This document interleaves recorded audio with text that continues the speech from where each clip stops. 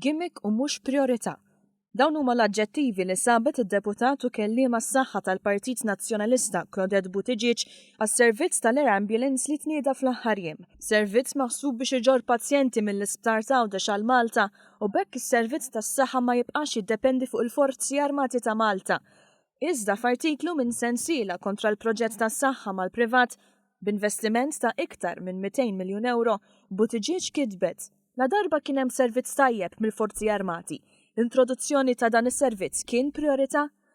The Malta Independent Claudette Buttigieg il-mentat li mill-isptar ta' Għawdex il-pazjenti se jkunu mwasla għall-isptar San Luqa, kif wara kollox seħħ għal dawn l-aħħar snin.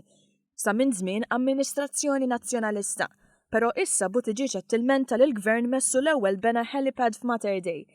Il-helipad ta' Mater Dei kienet maħsuba l fuq is-saqaf tal-emerġenza meta oriġinarjament fi snin 90 kien ippjanat l-isptar. Iżda eventwalment ma sar xemm għaliex is-soqfa ma kinux jifilħuh.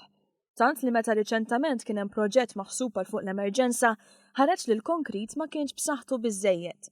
Għal xi żmien il-helipad f'Mater Dei kienet lejn il-kamra mortwarja, iżda bl-isptar tal-onkoloġija dan ma kienx iktar possibbli.